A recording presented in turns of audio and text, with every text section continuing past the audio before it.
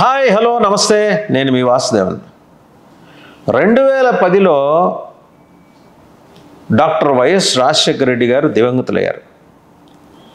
దురదృష్టకరమైన సంఘటన, దుర్మరణం పాలయ్యారు. కానీ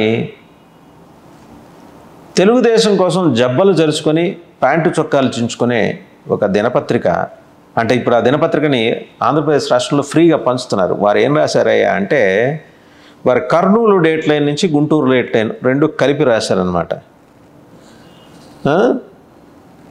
మరి వారికి వైఎస్ఆర్ గారు ఏ రూపంలో కనిపించారో తెలియదు, కానీ 2010లో బాబ్లీ ప్రాజెక్టునికి తాను వ్యతిరేకంగా తాను అంటే చంద్రబాబు నాయుడు గారు వ్యతిరేకంగా పోరాడితే ఆ రోజు ఆ ప్రాజెక్టును రాజశేఖర రెడ్డి సమర్థించారు అని చెప్పి రాసుకుంటూ వచ్చారు. అయ్యా, వారు అప్పటికి దివంగతులయ్యారు. మీరు బాబ్లీ ప్రాజెక్టు మీద పోరాటం చేసే టైంకి మనిషి మన మధ్యలో ఏడు కదా అని చెప్పేసి కనపడిన బకెట్ నిండా ఎంత చేతనైతే ఎంత వీలైతే అంత బురదలా తీసేసుకొని ఆ జల్లే ప్రయత్నం చేయకండి దివంగత నాయకుడి మీద.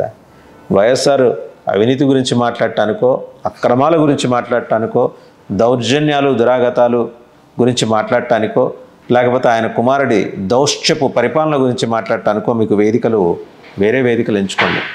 నిజంగా రాజశేఖర రెడ్డి గారు ఆ రోజు అలా అనుంటే మరి ఒక చంద్రబాబు నాయుడు గారికి కనిపించుండాలి. అలా కనిపించున్నారు అంటే, ఆయన దివంగతులైన తర్వాత కనిపించున్నారు అంటే ఖచ్చితంగా రాజశేఖర రెడ్డి గారికి చంద్రబాబు మీద అంత ప్రేమ ఉందని అనుకోవాలన్నమాట. సో ఇట్లాంటి ఈ తప్పుడు కథనాలు రాసిన తర్వాత ఆ తప్పుడు వార్తలు ప్రచురించడం, అలాగే రాయటం ద్వారా మీ క్రెడిబిలిటీ ఏదో పెరిగిపోతుంది అనుకుంటే పొరపాటే. చంద్రబాబు నాయుడు సేవలో మీరు తరించిపోవాలనుకుంటే వారి కోసం సూక్తులు రాయండి. అప్పుడెప్పుడో ఎన్టీఆర్ గారు పార్టీ పెట్టినప్పుడు మీరు 2 లైన్లతో ఏవో రాసేవాళ్ళంట, కోట్స్ రాసేవాళ్ళంట. జనం ఉత్తేజితులైపోయి ఇంకేముంది అసలు ఎన్టీఆర్ కోసం మనం ఉద్యమించాలని చెప్పేసి చదువులు సంజలు పక్కన పెట్టి రోడ్ల మీదకి వచ్చి ఆ పార్టీ కోసం పనిచేసేవారంట. సో అది ఆ రోజు.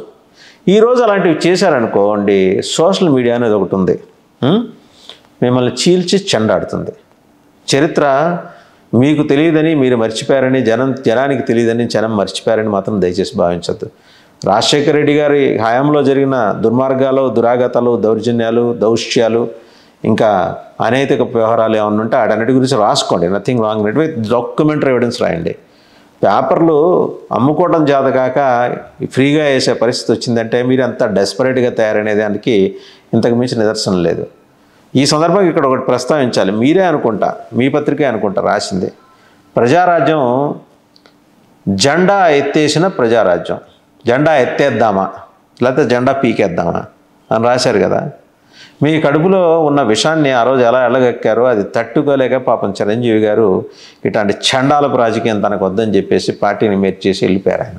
అంటే ఇంకా ఉంటే మానసికంగా ఆయన ఎంత హింసించేవారు. ఈరోజు పవన్ కళ్యాణ్ గారిని కూడా మీరు ఆ స్థాయిలో హింసించడానికి మీరు కానీ మీ ఇంకో సోదరుడు ఉన్నాడు, ఆయన పేరు బాధతో మొదలవుతుంది, ఆయన ఉత్తపలకని ఒకటి రాస్తుంటారు వారం వారం, ఆయన కానీ ఈ డ్రామాలు ఎందుకు సార్? అంటే పాలిస్తే మీ చంద్రబాబు నాయుడు గారే పరిపాలించాలి, పవన్ కళ్యాణ్ పరిపాలించకూడదు. పవన్ కళ్యాణ్ గురించి వార్త వస్తే ఏమన్నా రాయాల్సి వస్తే ఎక్కడో 14 పేజీలు వేస్తారు. ఈరోజు పొత్తు పుణ్యమా అని చెప్పేసి ఆయన వార్తలు ఫస్ట్ పేజీల్లో వేస్తున్నారు. కానీ మీరు కానీ మీ సోదరుడు ఆయన బాధతో మొదలవుతుంది, ఆయన పేరు మర్చిపోయాను, ఆయన కానీ వాళ్ళ ఉత్తపలుకుల్లో మీరు రాసేది ఏంది అంటే, చంద్రబాబు నాయుడు గారికి సపోర్టు చేయటం అనేది ఒక జాతీయ అవసరం. జాతీయ అవసరమా? అది మీ జాతికి అవసరమా? ఏంటి జాతీయ అవసరం? అది నేషనల్ నెసెసిటీ. ఎలాగా క్లారిటీ ఇవ్వగలరా? మీరు ఇవ్వలేరు. మీరు 15-20 ఏళ్ల క్రితం వరకు ఏమేమి రాస్తూ వచ్చారో అవన్నీ జనం నిజమని నమ్మి చంద్రబాబుని ఒక అవధూతని, షిరిడీ సాయిబాబా తర్వాత మనల్ని ఉద్ధరించడానికి తెలుగువాడిగా పుట్టిన అవతారం అని జనాల్ని మీరు భ్రమింపచేసిన స్థాయిలో ఎవరు మరి భ్రమింపచేయలేదు. జనం కూడా నమ్మారు, భ్రమించారు మీరు చెప్పింది నిజమని.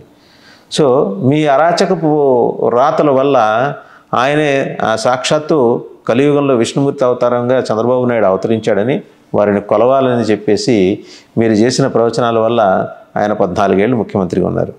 ఆయన చేసిన అభివృద్ధిని ఎవరు విస్మరించరు, అలాగే తెగడరు, బుద్ధినోడెవడు తెగడు. కానీ ఆయన దైవాంశ సంభూతుడు. జస్ట్ మనకు కనపడని ఇంకో 2 చేతులు ఆయనకు ఉన్నాయి. విష్ణుమూర్తిలాగా చతుర్భుజాలు ఉంటాయి ఆయనకి.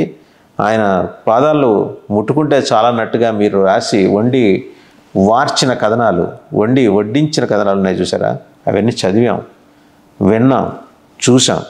ఇంకా ఆపేసేయండి, అటువంటివి జనం నమ్మటానికి సిద్ధంగా లేరు. ఈ పిచ్చిరాతలు ఏంటి? 2010లో డాక్టర్ వైఎస్ఆర్ మరణించిన తర్వాత జరిగిన వ్యవహారంలో ఆయన పేరుని ఇరికించి చంద్రబాబు అలా అన్నారని నిజంగా అన్నాడు లేదు, లేకపోతే ఆయన తరఫున చంద్రబాబు గారు మేము ఇలా మీరు అన్నారని మేము రాసేసుకుంటున్నామని మీరే రాశారు, ఆ కర్నూలు గుంటూరు డేట్లు ఎంతో వచ్చిన వార్త ఏమన్నా ఉంటే సరిదిద్దుకోండి. ఊళ్ళో వాళ్ళకి శుద్ధులు చెబుతారు కదా, మీ సీటు కిందకు వచ్చే ఇట్లాంటి అపభ్రంశపు రాతలు ఉన్నాయి చూసారా. ఆయన ఇప్పుడు బ్రహ్మానందం అంటుంటాడు, ఆయన కమెడియన్గా మంచి ఎంటర్టైన్మెంట్ ఇస్తారు, అపభ్రంశపు మాటలు అంటుంటాడు. అలాంటి అపభ్రంశపు మాటలు కట్టిపెట్టి కొంచెం ఈ 70-80 రోజులు నిజాయితీగా ఉండండి. తర్వాత మీరు ఉండాల్సిన అవసరం మీకు ఉండదు, ఎందుకంటే తర్వాత ఏం జరుగుతుందో అందరికీ తెలుసు కాబట్టి. నిజాయితీగా ఉండండి, లేదా ఉన్నట్టనే కనపడండి. కనీసం జనం మిమ్మల్ని నమ్మటం మానేసి బడిత పుచ్చటానికి సిద్ధంగా ఉన్నారు. ఓకేనా? ఈ పిచ్చరాతలు మానేసి, ఆ పచ్చరాతలు మానేసి లెజిబుల్గా రాయటం నేర్చుకోండి. మీ క్రెడిబిలిటీ ఒకప్పుడు ఉండేది కదా 30-40 ఏళ్ళ క్రితం, అలాంటి క్రెడిబిలిటీ ఏదో మళ్ళీ తిరిగి తెచ్చుకోండి. జనం హర్షిస్తారు.